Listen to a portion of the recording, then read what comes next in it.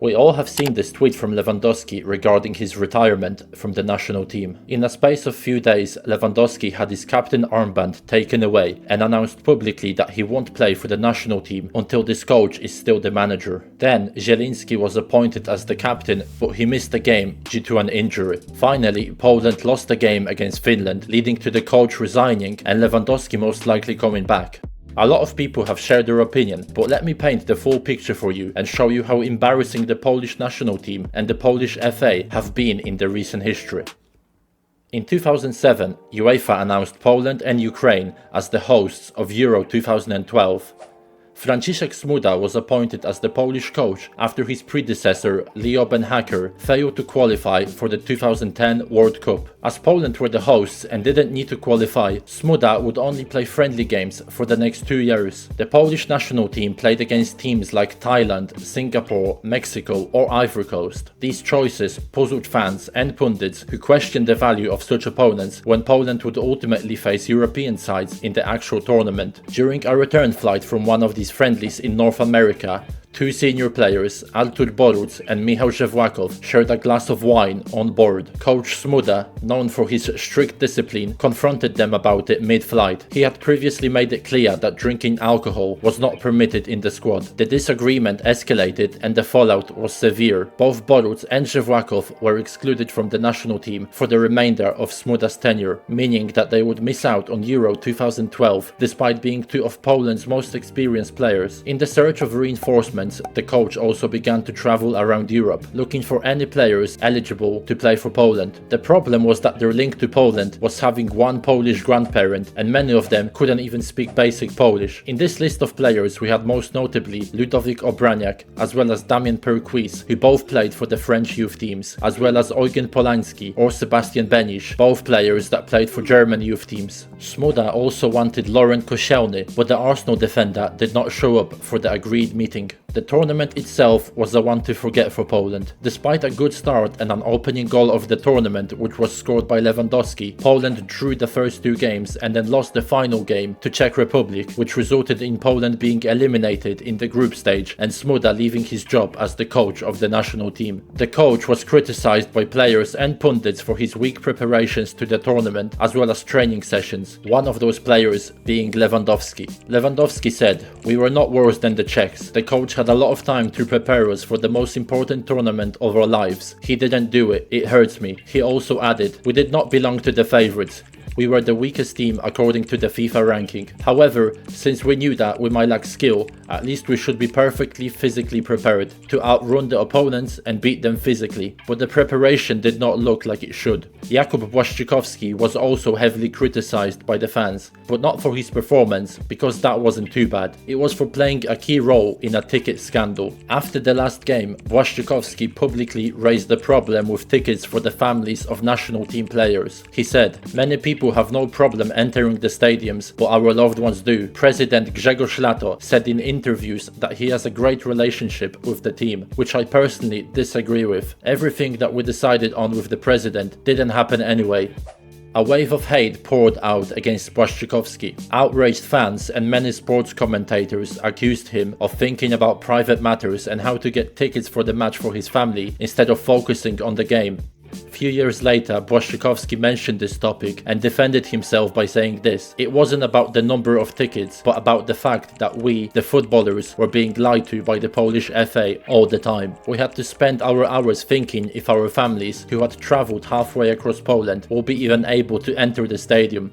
After the tournament, Waldemar Furnalik became the coach, and a few months later Zbigniew Boniek became the president of the Polish FA. Poland failed to qualify for the 2014 World Cup and finished behind England, Ukraine and Montenegro in the qualifying group. Poland has qualified for 4 big tournaments in the 21st century at that moment in time. However, every time the team disappointed at the tournament and failed to qualify for the knockout stage. Zbigniew Boniek, a legend of Juventus and Polish national team, wanted to change that and appointed Adam Nawalka as the head coach in 2013. Poland achieved a huge victory over the world champions Germany in October of 2014. That was the first time ever Poland beat their western neighbors. Goals from Milik and Mila secured a night that Polish fans would never forget. The team built on that momentum and finished second in their qualifying group, securing automatic qualification for Euro 2016. It was a strong campaign headlined by Robert Lewandowski, who scored 13 goals, equaling the European record for most goals in a single qualification round. But this wasn't just a one-man team. Under Nawalka, new core players emerged. Arkadiusz Milik, who Nawalka managed at Górnik Zabrze, had a successful campaign, scoring 6 goals and assisting another 6. Poland also finally had another winger that they could count on, besides Błaszczykowski, in Kamil Grosicki. Grzegorz Krychowiak, who was one of the best defensive midfielders in Europe during his time at Sevilla, also became a key player during Nawalka's tenure. During the qualifying phase, a captain change was made. Błaszczykowski was the captain of national team, as he had most appearances at the time, but he got injured and was missing from the national team for more than a year. In his absence, Lewandowski was the interim captain, but when Błaszczykowski came back, Nawalka decided to keep Lewandowski as the captain and made the Bayern striker at the time the permanent captain. The situation was delicate because the personal relationship between the two best Polish footballers was not great for several years. There are many rumors about the reason why, but according to Lewandowski's ex-agent, it's for 2 reasons. The first reason is simply the difference in character between them. The second is Lewandowski's interview, in which he said that no one helped him in Germany. Kucharski also added, "I heard that the Piszczek and Błaszczykowski families were offended. When I heard Lewandowski's words that no one helped him at the beginning, I was surprised, because it wasn't true. I knew that it would hurt Błaszczykowski and Piszczek." Błaszczykowski and Lewandowski decided to put the armband drama behind them and focused on the Euros. At the tournament, Poland finished in second place in the group stage without conceding a single goal and reached the quarterfinals, where they lost on penalties to the eventual winners, Portugal. While some criticized Nawalka for being too cautious, especially for not pushing harder to win the match against Portugal in regular time, the overall verdict was positive. For the first time since the 1986 World Cup, Poland had reached the knockout stages of a major tournament. The atmosphere surrounding the national team had improved significantly, and for once, fans had reason to believe in the project. For the 2018 World Cup, Poland was drawn into a favorable group with Romania, Denmark, Armenia, Montenegro and Kazakhstan. After a surprising draw away in Kazakhstan, the good form continued at the start of the qualifiers, as Poland won the next 5 games in a row. But then some cracks started to show in the away game against Denmark, as Poland got destroyed 4-0. Poland finished the qualifying group with another 3 wins after that, which saw them directly qualify for the World Cup, first one since 2006. In October of 2016, a large group of players rented an apartment away from the hotel where the national team was staying and organized a party there. In the book Secrets of the National Team, it was revealed that the scandal involved Teodorczyk, Boruc, Glik, Grosicki, Jędrzejczyk, Pazdan, Jodłowiec, Rybus, Mączyński, Peszko and Wszołek. Perhaps no one would realize that the footballers were having a party were it not for the fact that at some point drunk Teodorczyk ran out into the corridor and vomited. The first 4 of these players had to pay a fine of 50,000 zloty. Others were fined 10,000 zloty. The angry manager originally wanted to throw players out of the team, but that didn't happen. Although Boruc did retire from the national team a few months later, and some speculate that he was forced to because of this accident. Going into the tournament, Poland was not the same as they were at the 2016 Euros. Krychowiak's move to PSG didn't work out, and he found himself on loan at a struggling West Brom side. Błaszczykowski, a key player back in 2016, had a decent first season at Wolfsburg, but then barely played in the season before the World Cup due to injuries. Milik had a good start at his new club, Napoli, but then he suffered an ACL injury. At the start of next season, he suffered a second ACL injury in 12 months, this time in his other knee. Nevertheless, Polish fans and pundits were still excited about the World Cup, especially when Poland was drawn into a group with Senegal, Japan and Colombia. An ex-Polish player, currently pundit and a very controversial figure, Tomasz Hajto, said that Poland are the clear favourites and will definitely advance to the next round. Unlike other players, Kamil Glik was in good form. His transfer move to Monaco worked out perfectly, as he won the French league title and reached the semi-finals of Champions League in his first season. He continued his good form in the second season, but on the 4th of June 2018, bad news started appearing from Russia, where the team was preparing for the World Cup.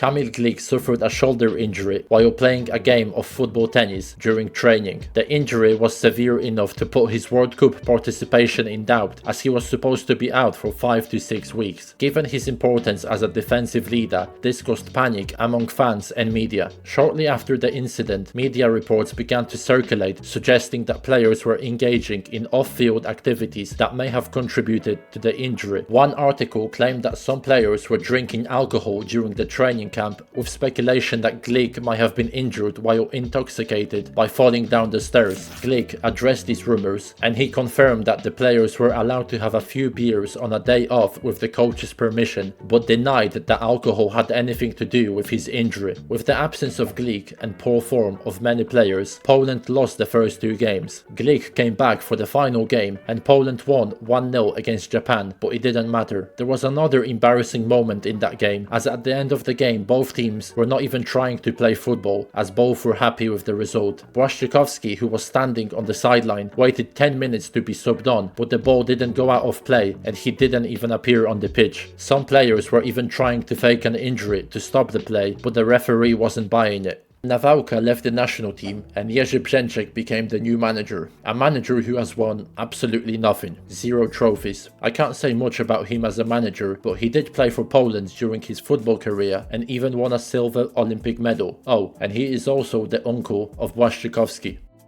Brzeczek was disliked by many from day one, as his football was boring, predictable and too defensive. Lewandowski, who was the top scorer of the 2 previous qualifying campaigns, this time only scored 6 goals. Despite that, Poland actually finished comfortably top of the group, ahead of Austria, North Macedonia and Slovenia, with 8 wins, 1 draw and 1 loss. Brzeczek would have most likely been the coach at Euro 2020, but that was delayed by a year due to COVID. He stayed on as the coach, and at the end of the 2020, he finished 3rd in the UEFA Nations League group, behind Italy and the Netherlands and ahead of Bosnia.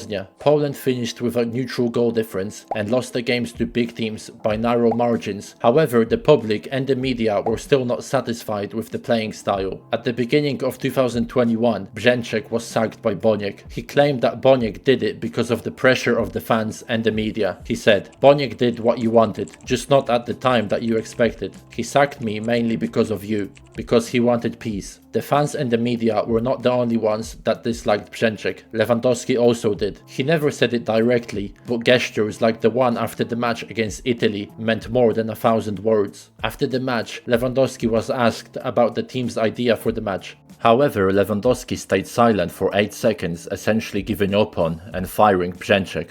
Next in line was a foreign manager, Sosa. As a player, great player who has won the Champions League back-to-back with 2 different clubs.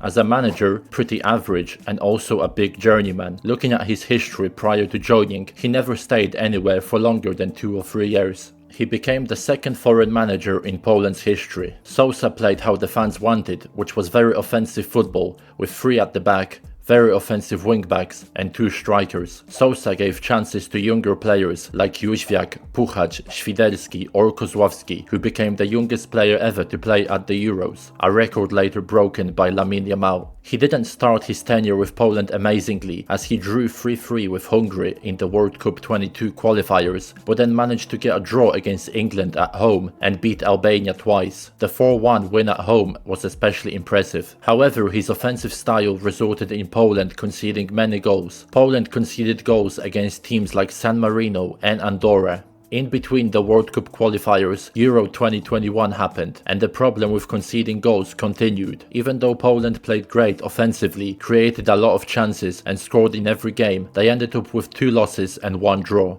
Sosa was supposed to take charge of Poland in the World Cup playoff qualifiers, but he decided to leave for Flamengo at the end of 2021. Polish fans were upset, as he said that he would stay with Poland for years, but what can you expect from a guy that changes jobs every 2 years? But now, with the appointment of Michniewicz, come some of the most interesting parts of this story. Michniewicz was appointed as a manager of the Polish national team at the beginning of 2022. He was the first manager appointed by Cezary Kulesza, the next president of Polish FA, who replaced Boniek in this role. But very quickly, the appointment of Michniewicz was overshadowed by the scrutiny of his past, specifically alleged ties to one of the biggest corruption scandals in Polish football history. In the early 2000s, Polish football was rocked by a wide-reaching match-fixing investigation. At the center of it was Fryzjer, a football official who orchestrated a network of bribery involving referees, coaches and club officials. The scandal led to hundreds of arrests and disciplinary actions across the Polish football system. Michniewicz himself was never charged or convicted. However, media investigations revealed that between 2003 and 2005, while managing clubs like Lech Poznań or Zagłębie Lubin, he had made over 700 phone calls to Fryzjer. Although Michniewicz was never formally charged or convicted of any wrongdoing, the volume of communication raised serious questions. Michniewicz was defensive, stating that he had nothing to hide and dismissed calls for further investigation. However, he also refused to answer specific questions from some media outlets, which only fueled public skepticism. He spent 27 hours in 2 years talking to Fryzjer, but he says he doesn't remember what they talked about.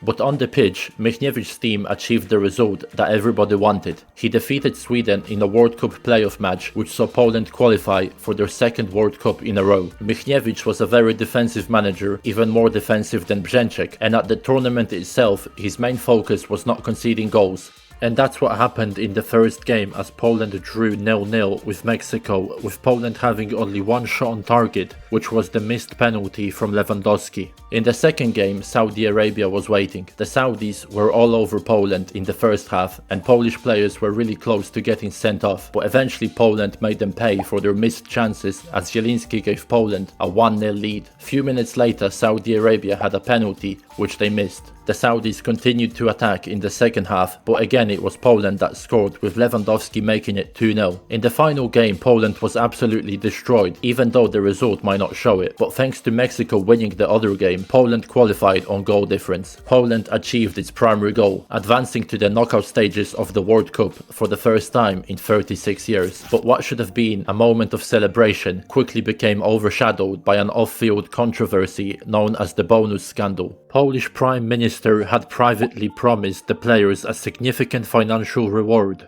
reportedly up to 30 million zloty, or around 6.5 million euros, if they qualified from the group stage. The pledge was made informally during a visit to the team's hotel. It wasn't coordinated with the federation, and there were no official documents outlining how such a bonus would be handled. The country was facing economic challenges at the time, and people questioned whether such a large bonus from public money was appropriate, especially since the players already earned significant salaries from their clubs and received FIFA prize money. Later information appeared that two factions were created in the Polish camp. The first, led by key players including Lewandowski, wanted distribution of the amount based on minutes played at the tournament. The second, headed by the coach Michniewicz, wanted an equal distribution for all the players. However, later on reports appeared that Lewandowski actually wanted an equal distribution, but he did disagree with Michniewicz about his staff receiving 20% of the bonus. The topic of bonuses disappeared before the round of 16 game against France. Neither the players nor the staff ever received the bonus, and players claimed that the situation was blown out of proportions. When everybody thought that the case is closed, Skorupski gave a very big interview in March of 2023 and confirmed that the players were in fact arguing about the money instead of focusing on the game, and said that some of the players stopped talking to each other because of it. Lewandowski disagreed with this version of events. Lewandowski said, "Skorupski lied in this interview. We were very shocked about what he said and why he did it." After this conversation, the whole team met with Skorupski. We asked him a question: was anyone arguing? Are we not aware of something? In the beginning of 2023, Fernando Santos was announced as the new head coach of the Polish national team. Who cares that this guy has been underperforming in the recent tournaments, had a pragmatic style of play, and that the Portuguese fans wanted him gone for years? Polish FA got a manager with a big name, which is what the fans wanted. For the Euro 2024 qualifiers, Poland were drawn into one of the easiest groups of all time, with Czechia, Albania, Moldova and Faroe Islands. Two teams would advance to the tournament, so there is no way for Poland to mess this up, right? In the first game, Poland was already losing 2-0 after 3 minutes. The goal conceded in the 27th second was the quickest goal conceded ever by Poland. Eventually, Czechia won that game 3-1. After the game, previously mentioned Tomasz Hajto accused Mati Cash of faking an injury in the 9th minute, but Cash was actually injured and was out for 2 months, which led to Haito apologizing. Embarrassing losses continued as Poland then lost to Albania 2-0 away from home and Moldova 3-2, despite leading 2-0. Poland lost to a team that was 171st at the time in the FIFA ranking, lower than Fiji or Barbados. After the match, Polish centre-back Jan Bednarek said this: "I think we wanted to play the second half without running. We thought that this match would play itself out until the end. 45 minutes left and we're going on holidays. But the opponent was hungry for victory and scored 3 goals against us." This embarrassing comment, highlighting the lack of fight and desire in the team, was heavily criticized in Poland. Just like the 2 previous managers, Fernando Santos didn't last a year and was sacked after 7 months. According to reports, the Portuguese coach didn't have the best relationship with the players. Santos did not communicate in English. When he started his adventure in Poland, he was convinced that the national team had the same quality from the time of Euro 2016, where the team of Adam Nawalka cost him a lot of trouble, but that wasn't the case. Also, the players themselves allegedly complained about the quality of training sessions.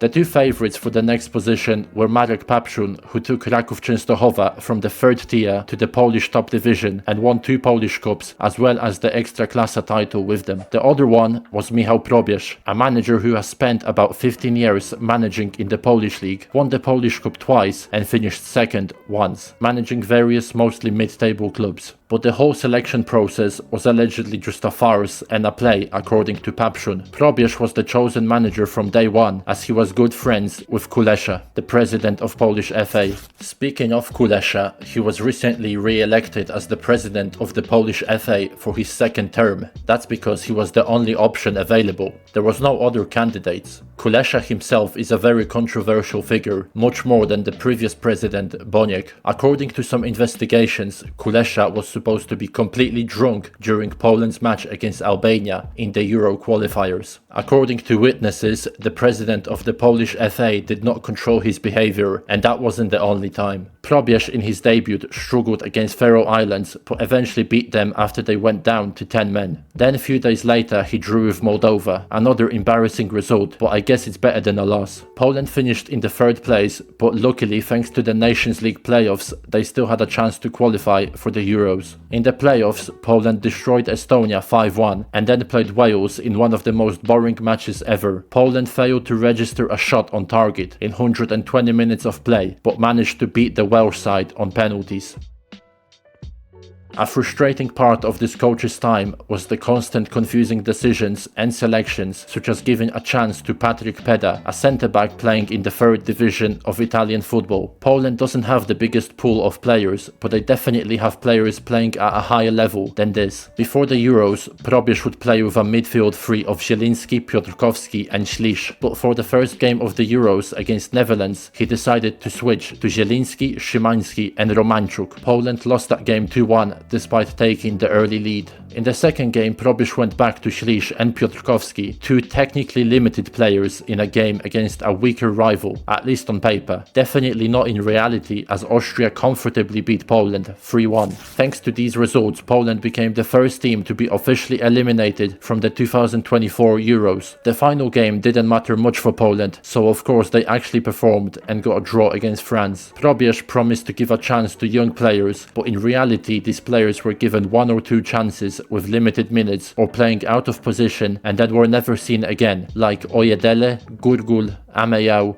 Kozubal or Kałuziński. The only young player that got consistent minutes under Probierz was Kacper Urbański from Bologna. Maxi Ojedele could have went to the under-21 Euros in the summer of 2025, but Probierz decided to take him with the senior team and didn't play him for a single minute, not even in a friendly game against Moldova. Unlike those players, Kamil Grabara didn't even get 1 chance. Probierz is a manager who likes being the boss and not having personalities bigger than him in the squad. That's why it was speculated he never called up the Wolfsburg goalkeeper, who isn't afraid of saying what he thinks. It was definitely not a decision based on merit, as goalkeepers playing in the Polish or even Azerbaijani league were called up to the national team. After the Euros, the football continued to be terrible in the Nations League, as Poland finished last in a group with Portugal, Croatia and Scotland, conceding 16 goals in 6 games. After around 20 months in charge, there was no progress and no style. It was hard to say if Poland wants to play counter counter-attacking football or tiki-taka football. If Poland wants to play offensive football or defensive football, it was more of a pass to Nikola Zalewski and hope he does something football. Probierz was going to be sacked sooner or later. The armband situation with Lewandowski just speeded up the process,